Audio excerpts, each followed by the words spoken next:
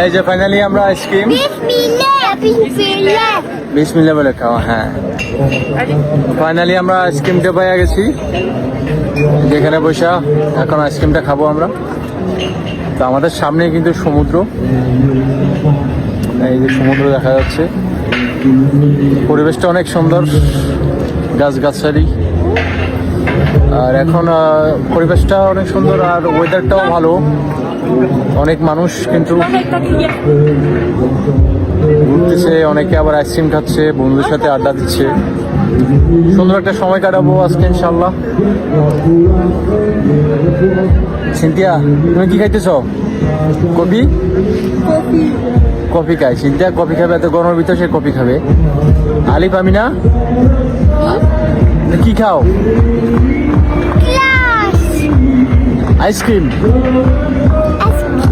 হ্যাঁ, তারা খাওয়া নিয়ে ব্যস্ত আছে এখন, তাদের ডিস্টার্ব করা যাবে না।